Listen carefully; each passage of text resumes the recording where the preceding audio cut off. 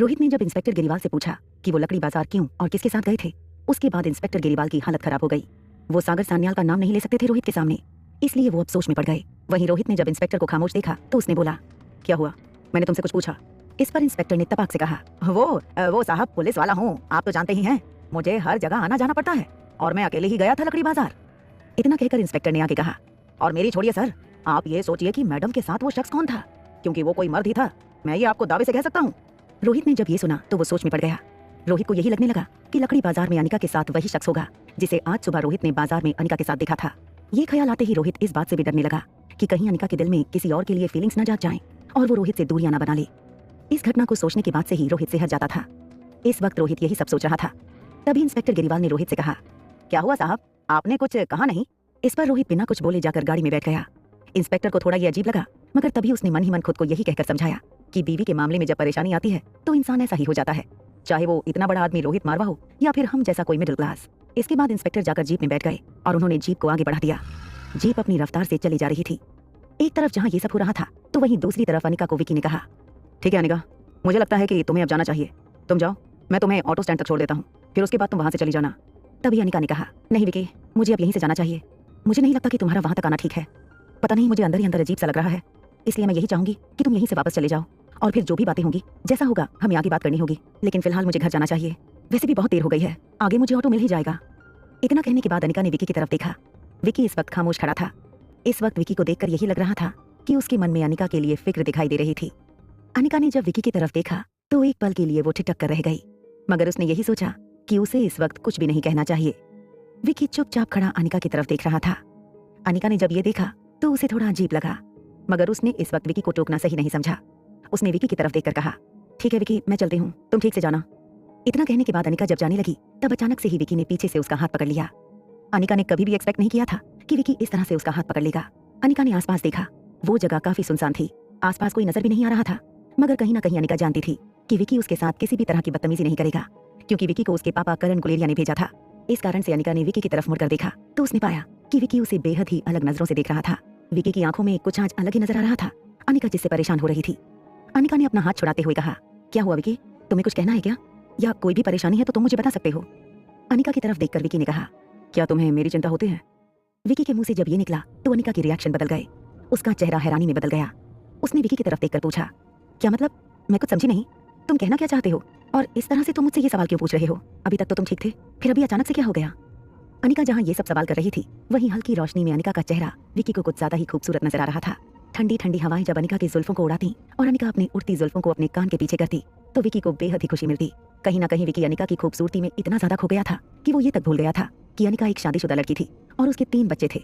इस वक्त विकी ये सब भूलकर बस अनिका को निहारे जा रहा था। विकी को न जाने क्या हुआ था, मगर वो सब कुछ भूल बैठा था। वहीं अनिका को ये सब थोड़ा अजीब लग रहा था। वो ये तय नहीं कर पा रही थी कि आखिर विकी के मन में क्या चल रहा है, मगर विकी उसे जिस तरह से देख रहा था उस कारण से अनिका को कंफर्टेबल महसूस नहीं हो रहा था। तभी विकी ने अचानक से मानो होश में आते हुए कहा, कुछ नहीं, तुम जाओ, और हाँ ठीक से जाना, और पहुंचने के बाद मुझे मैसेज कर देना ताकि मुझे तसल्ली हो कि हाँ तुम सही सलामत पहुंच गई हो, और कुछ परेशानी नहीं हुई हो तो फिर मैं तुम्हें आगे बताऊंगा कि हमें आगे क्या करना है। इतना कहने के बाद विकी वहां से जाने लगा। वो कार के अंदर बैठने ही वाला था, इतने में अचानक से उसने देखा कि अनिका अभी भी उसी जगह पर खड़ी थी। अनिका को देखकर विकी ने दोबारा से पूछा, क्या हुआ अनिका? मगर इस बार अनिका ने कोई जवाब नहीं दिया। वो सामने के रास्ते पर बढ़ गई। जिस रास्ते पर अनिका जा रही थी उस रास्ते पर हल्की हल्की रोशनी थी और इस वक्त ठंडी ठंडी हवाएं चल रही थी। अनिका अपने कदम तेज रफ्तार से बढ़ा रही थी और वो यही सोचते हुए जा रही थी कि होटल रूम में कुछ हुआ ना हो और रोहित को उस पर शक ना हो। वो जब रूम में जाए तो रोहित उससे तरह तरह के सवाल ना पूछे, क्योंकि अनिका नहीं चाहती थी कि रोहित उससे कोई सवाल पूछे और अनिका किसी का भी जवाब देने में फंस जाए या उसे कोई तकलीफ हो। अनिका ये भी जानती थी कि वो जो कुछ भी कर रही थी वो गलत था। कहीं ना कहीं अगर रोहित की जगह कोई दूसरा शख्स होता तो अब तक वो अनिका को बाहर आने जाने पर रोक लगा देता, मगर रोहित ने ऐसा नहीं किया था। ऊपर से रोहित अब तक बहुत ही अच्छे से अनिका से पेश आ रहा था। अनिका जब ये सब सोच रही थी इसी बीच उसे ये भी याद आया कि उसने रोहित पर शक करके बहुत बड़ी गलती की थी। शायद इसका गिल्ट अनिका के मन में हमेशा के लिए रह जाने वाला था। अनिका चाहती तो थी कि वो रोहित से मिलकर इस बात को क्लियर करे, मगर कहीं ना कहीं अनिका को ये वक्त सही नहीं लग रहा था। अनिका इस वक्त किसी ऑटो या किसी टैक्सी की तलाश में लगातार आगे बढ़ रही थी। वो ये चाहती थी कि जल्द से जल्द उसे कोई ऑटो या टैक्सी मिल जाए जिससे वो जल्दी से होटल पैराडाइज इंटरनेशनल पहुंचे, क्योंकि बच्चे वहां पर उसका इंतजार कर रहे थे। एक तरफ जहां अनिका बच्चों के बारे में सोच सोच कर परेशान हो रही थी तो वहीं दूसरी तरफ बच्चे जो थे वो कार में बैठकर लगातार गुलेरिया हाउस की तरफ बढ़े जा रहे थे। इस वक्त वो बीचों बीच हाईवे पर थे। गाड़ी पूरी रफ्तार से चल रही थी। चीफ सिक्योरिटी ऑफिसर गाड़ी को पूरी रफ्तार से भगा रहा था।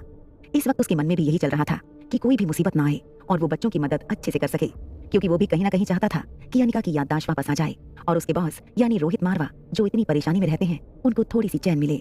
चीफ सिक्योरिटी ऑफिसर ये बात अच्छी तरह से जानता था कि जब से अनिका की याददाश्त गई थी उसके बाद से रोहित मारवा कितना ज्यादा परेशान हो गया था।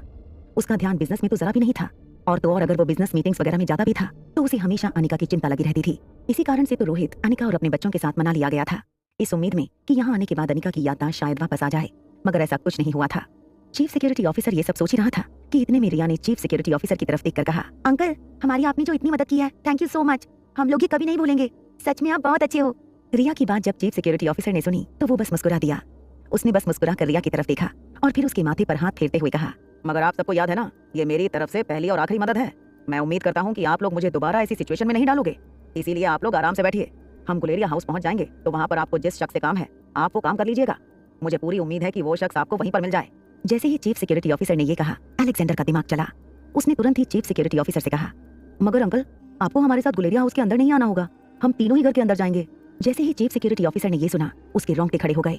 वो इस वक्त सामने की तरफ गाड़ी देखकर चला रहा था, मगर उसका मन हुआ कि वो एक बार अलेक्जेंडर की तरफ देखकर पूछे कि आखिर वो ऐसा क्यों कह रहा था। मगर तभी चीफ सिक्योरिटी ऑफिसर ने सामने की तरफ देखते हुए ही अलेक्जेंडर से पूछा, ये आप क्या कह रहे हैं? अगर मैं आप लोगों को अपने साथ ले जा रहा हूँ तो इसका ये मतलब है कि मैं भी आपके साथ गुलेरिया हाउस के अंदर आऊंगा। आपने ये सोच भी कैसे लिया कि मैं आप तीनों को अकेले गुलेरिया हाउस के अंदर जाने दूंगा? आपको पता है ना कि वहाँ कितना खतरा है, इसके बाद भी आप ऐसा कह रहे हैं? अलेक्जेंडर ने जब ये सुना तो उसने आर्यन की तरफ देखा। तभी आर्यन ने अलेक्जेंडर का इशारा समझा और उसने चीफ सिक्योरिटी ऑफिसर से कहा, मगर अंकल हमने कहा ना कि हमें वहाँ पर कोई खतरा नहीं है, और खतरा अंदर नहीं है बल्कि बाहर है। आपको भी पता है कि गुलेरिया हाउस जंगल के बीचों बीच बसा हुआ है और आसपास कितने सारे खतरनाक जानवर, सांप, बिच्छू कुछ भी हो सकते हैं। इसलिए आपको बाहर रहकर ये देखना है कि हमें बाहर से कोई खतरा ना हो। बाकी हम आपको विश्वास दिलाते हैं कि अंदर किसी भी तरह का खतरा हमें नहीं होगा, इसलिए आपसे यही रिक्वेस्ट है कि आपको बाहर ही रुकना होगा, हम अंदर सब कुछ खुद ही संभाल लेंगे। जैसे ही चीफ सिक्योरिटी ऑफिसर ने ये सुना उसने तुरंत ही कहा, नहीं ये बिल्कुल नहीं हो सकता, मैं भी आप तीनों के साथ घर के अंदर चलूंगा, बस बात खत्म। मैं आप सबसे इस टॉपिक पर और बहस नहीं करना चाहता। इसके बाद चीफ सिक्योरिटी ऑफिसर सामने देखकर गाड़ी चलाने लगा। उसका पूरा ध्यान सामने सड़क की तरफ था। वहीं तीनों बच्चे अब सोच में पड़ गए थे।